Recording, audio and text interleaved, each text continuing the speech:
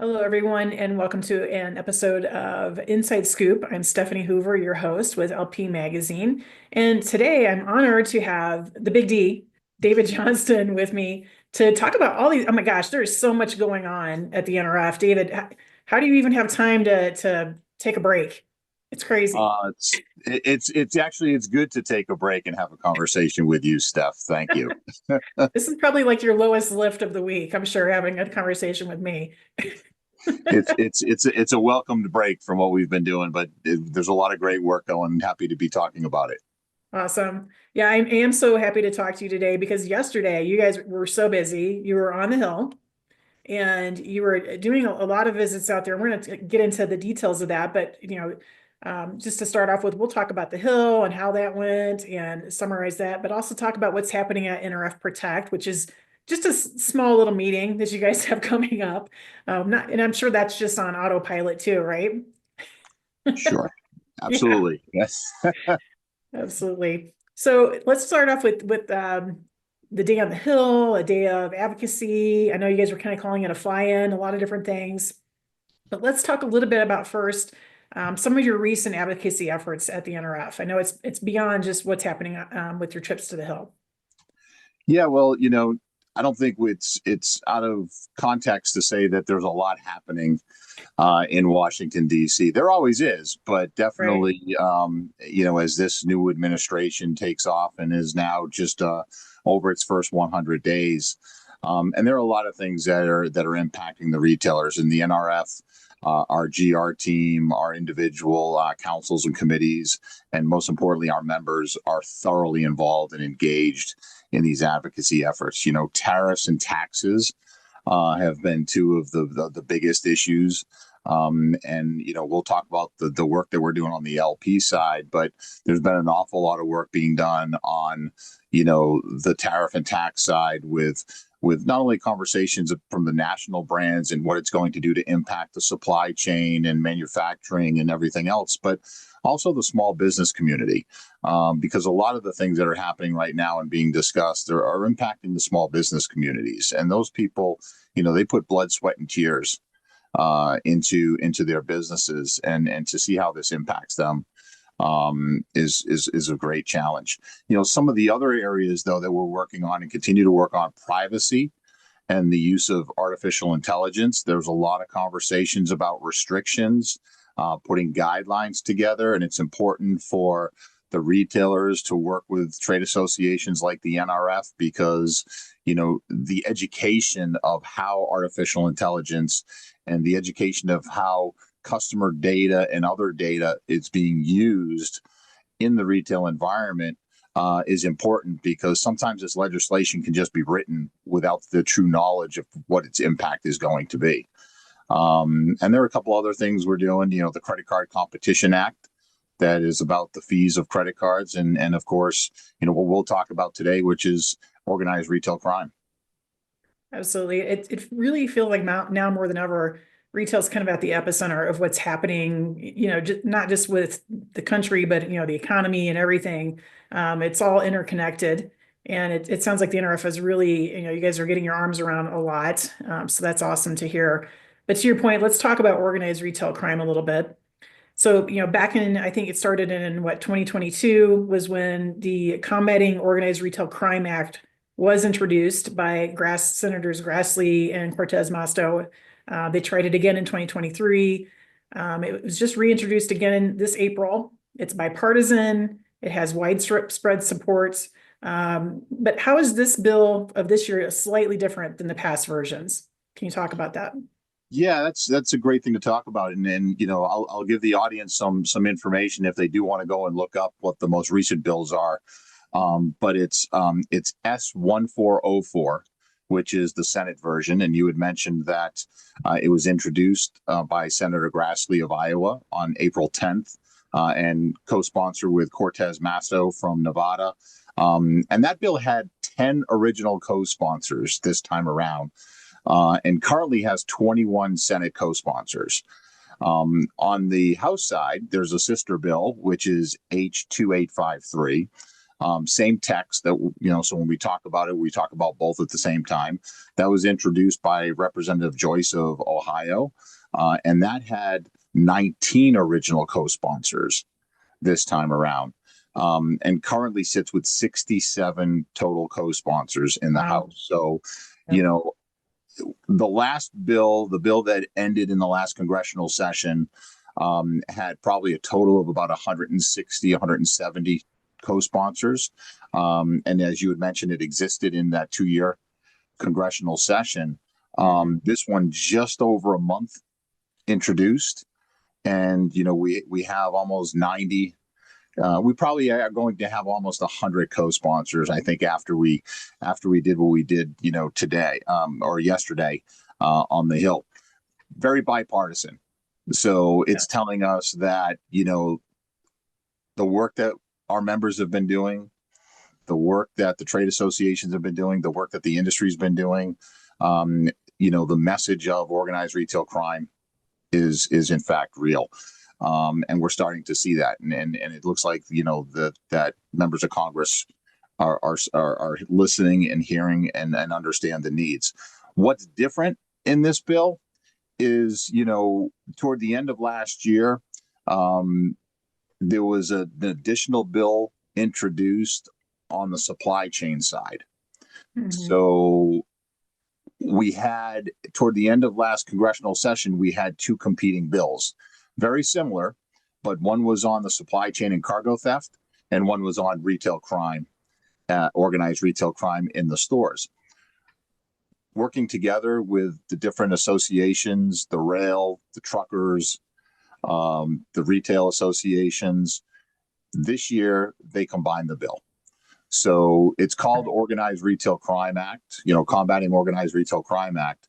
But what the difference is, it still maintains the same elements. So the key element is creating a coordination center, but it's going to be the Organized Retail and Supply Chain Crime Coordination Center underneath Homeland Security, which will bring together the different federal agencies, state and local resources, law enforcement resources, as well as the private sector involving retail and the logistics supply chain. So the rail, the truck, the cargo.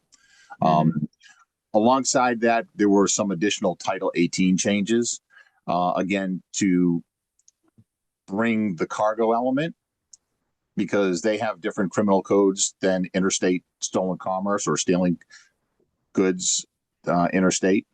And then there was a third edition which brought gift cards and prepaid cards and stored value cards into the conversation of using them as monetary instruments in money laundering. Right. So that kind of helps with all the financial frauds that we're starting to see. So they were great additions. We're very appreciative of, Senator Grassley, Representative Joyce, and all of the co-sponsors and the individuals who were, working separate bills, that they were able to collaborate. And again, we're talking bipartisan, Republican and Democrats, that they were able to collaborate and bring this one good bill to the legislation. Yeah, I was reading it before our talk here, and I think it's the addition of the gift card that's huge. I mean, just at the different shows that I've been to lately and different conversations I've had, the gift cards are just exploding for fraud, and it's transnational, and it's a huge concern. So I was glad to see that in there. And then the center, that's under the Homeland Security, I'm glad that's been added. Where's the funding? Does that happen later? After the bill gets passed, then they decide on the funding, or is that earmarked somewhere else, or how does that happen? Yeah, there is no funding within the bill itself, Yeah. and we do hope that the goal is that there are already examples and there are already centers similar to what we're asking for. HSI has one already with intellectual property and anti-counterfeiting.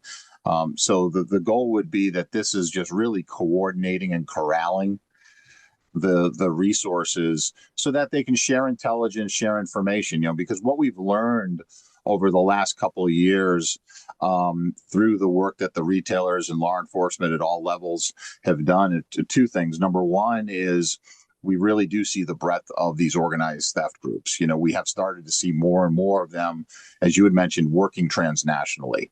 We're starting to see more and more product being offshored and going to different countries. So that there explains and really shows the need for federal support.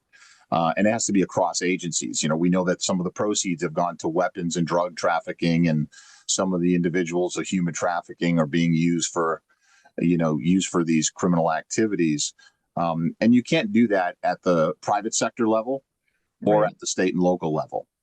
And then, the second piece is, as you had mentioned, is bringing the Title 18, bringing the federal criminal codes, up to what we're seeing today.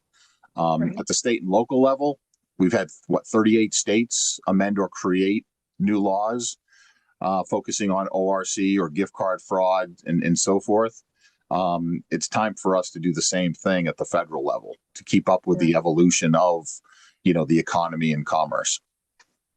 Yeah, I mean, talk about walking the walk. I know you guys, not only have you helped to sponsor some of what's going on with this legislation, but you're following through on it. I mean, you're just not just saying, "Hey, here's the football. You guys get over the finish line." You've actually been really active on the Hill. And I think, what is it, 2 visits within a couple of months, Dave, that you guys have done? That's correct. When this bill was, we had a lot of, again, the previous bill, a lot of co-sponsorship, a lot of activity. I think we started to really present the right narrative, and we had a lot of momentum. But as expected in an election year, particularly in the final quarter when the election takes place, you're probably not going to get a lot of things through Congress and get passed.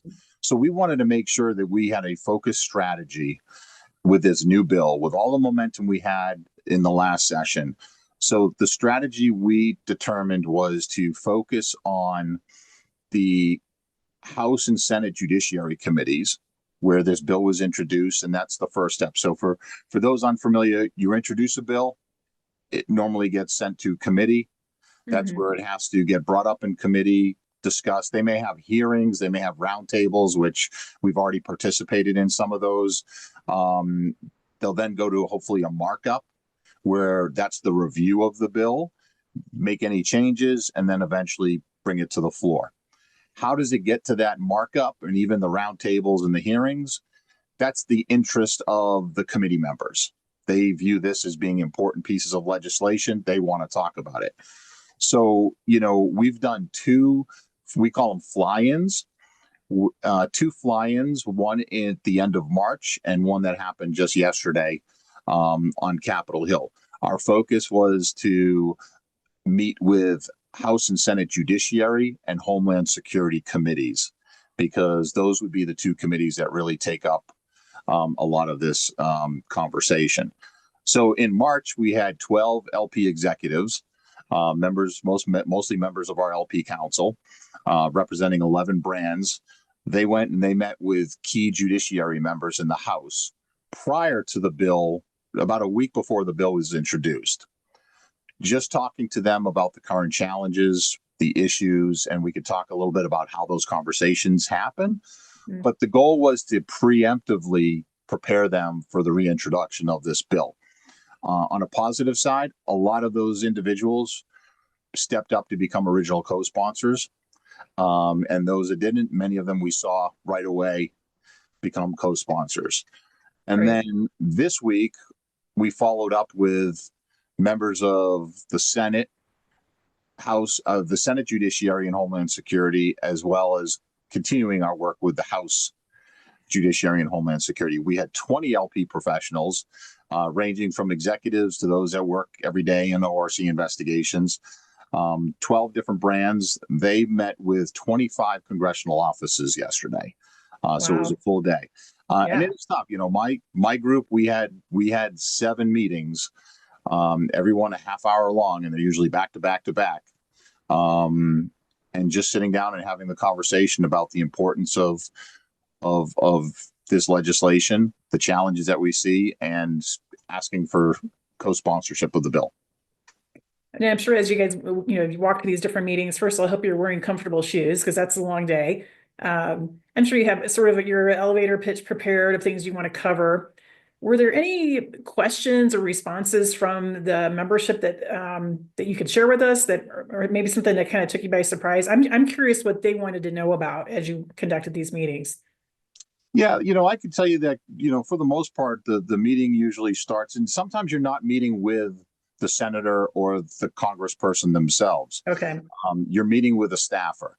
Mm, It could be a legislative aide, it could be a legislative counsel. There are different roles and positions, and you don't worry about that because, believe it or not, one of the things that I've learned, and again, I'm only 2.5 years into this role, so there's a lot I'm still learning on the government relations side, is how much power and how much work that staffer does for their legislator. right. And so, the meetings are normally about 30 minutes long, give or take. The conversations are just, presenting the legislation, seeing if they're familiar with it. I will say that one of the things that we learned about this time around is how familiar some of these folks were about the issue. And even though they may not have been previous co-sponsors of the bill last session, familiarity with the bill was also something that we learned, and that goes a long way because that again tells us how much the industry has been talking and really presenting the right narrative Mhm. at the state, local level, and how it impacts the constituents. And then they want to hear from the retailers, and that's where it's very important for us to have the retail member present when we do these Hill Days. They can listen to someone like myself, who, even though I have decades of experience, I'm not experiencing it today, day in and day out. They want to hear the voice of the retailer, and the retailers do a great job. They bring their personal experiences, they bring the stories of how it impacts their employees, the customers.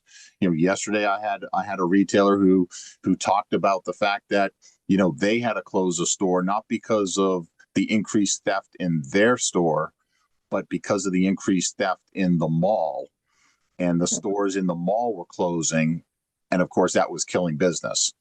Um, Mhm. and they listen, they take notes. The questions they ask, some of them could be based on political divide or political interest, but most of the questions really are around, why do we need the federal support? What are you getting, or what are you not capable of getting at the state and local level? Mhm. And really just the questions to the retailers themselves as to making sure, what do you expect from this bill? I think one of the things that I'm reading between the lines is that you're no longer getting questions about what is ORC. I think that they're understanding what it is and that it is a problem. Is that what your takeaway was too? You're absolutely correct. Go Okay. back 2 years to our very first Fight Retail Crime Day, Yeah. which was in October of 2023. And when we were on the Hill with I think it was about almost 50 or 60 LP executives, we probably spent most of our time explaining the difference between shoplifting and organized retail crime.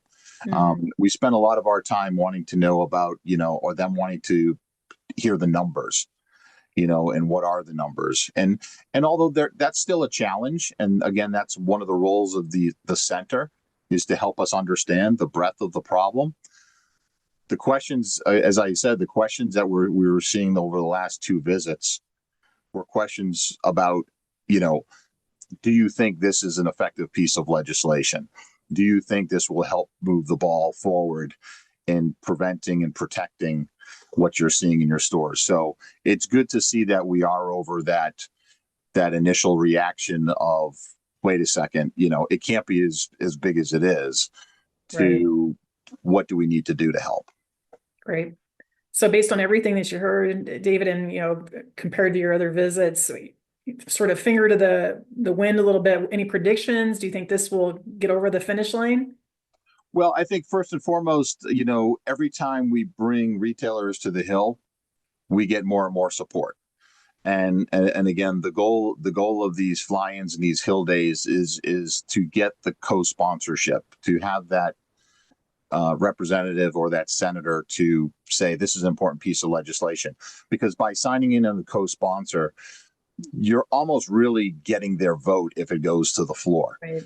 And they also have the opportunity, for them, they can go back to their constituents and say, I have co-sponsored this bill. I understand it's a problem. I see that that we need to do more.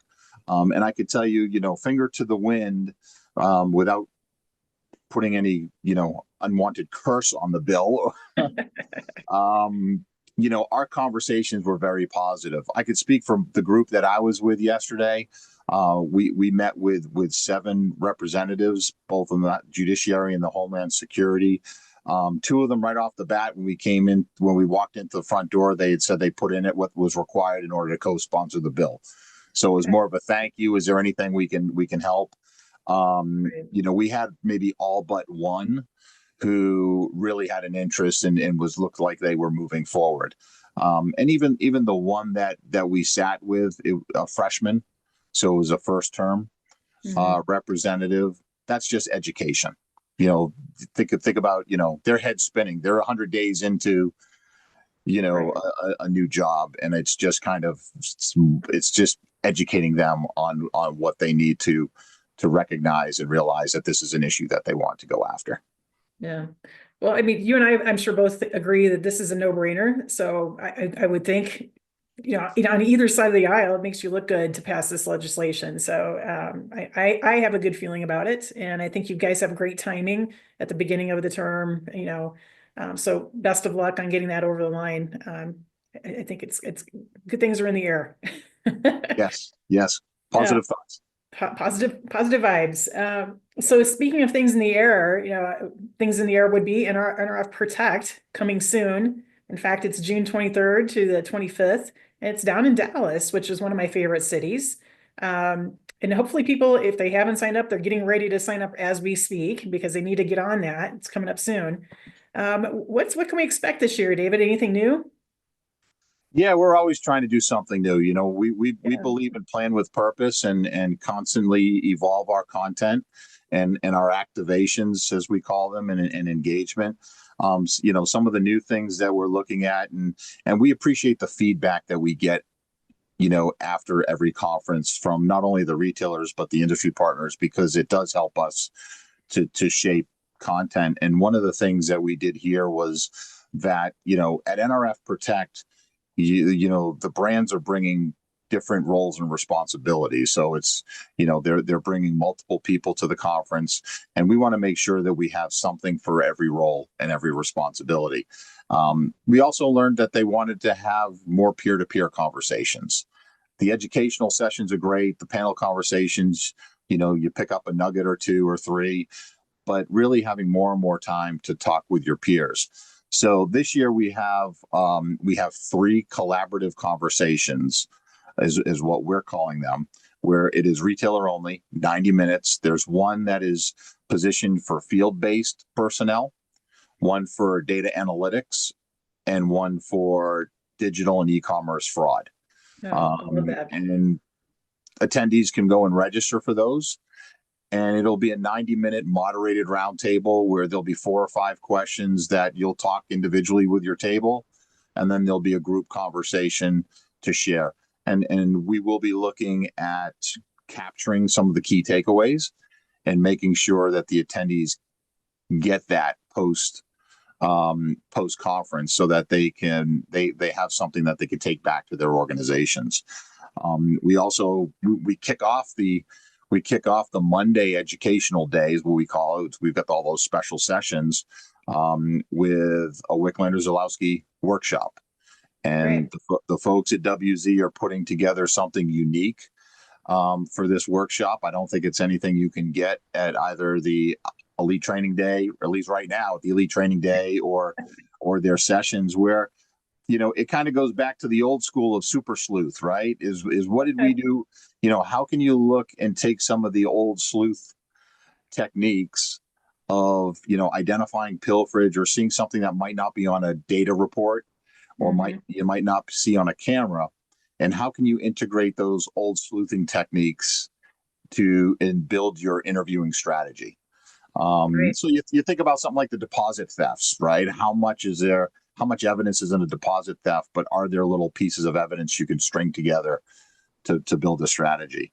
That'll be And then fun. we have 30 plus educational sessions, fraud, risk management, cyber, LPAP, all the topics, strategic cargo theft, total retail loss, ORC, geopolitical and threat intelligence, keynote sessions, expo hall of 220 plus providers, and the Fusion Center, which is always a must stop for people with over 20 law enforcement agencies, ORCAs, and so forth. So I always get excited about Protect. It's my Super Bowl. And I get more and more excited as the time comes closer because of all the stuff I keep hearing throughout the planning process, and I get excited for the content and of course to see the people there. Yeah, it's always just so many things, right? It's great to see, your comrades in arms when you get together at these events, and people you don't get to see every day, exchanging ideas. Like I love these roundtables that you're doing. I think I always get the most out of those, even if it's just asking questions at the end of a session, like where people are exchanging information. That's where I really get my most learnings. Yeah, so I'm excited. I know you guys always put together a really great show, David. NRF is top notch. Looking forward to seeing you there. Hopefully we get to share a cocktail or something, or coffee, Yes. whatever. I'm sure we will. I'm sure we will. And I know I thank LP Magazine for all your support with Protect and our partnership in making sure that the message gets out to the industry. Our roles are constantly evolving. Our industry is constantly evolving. And, as you had mentioned, it's these conferences that allow us the opportunity that, they go by fast, 3 fast days, Right. but to be able to be in person, learn from each other, engage with each other, and have some fun because we enjoy the company of our peers. It's important to continue this with these conferences. Absolutely. Well, try to find some time to relax. I know it's going to be tough, but you're almost there, my friend. You're almost to the Sure. finish line. But thank you again for the conversation, David. It's so great to talk to you, and look forward to putting this out to everybody and getting feedback. And again, good luck on the CORCA legislation, and we'll talk again soon. Great. And if you haven't registered for NRF Protect, do so soon. Do it now. Do it now. Thanks, David. Thanks, Stephanie.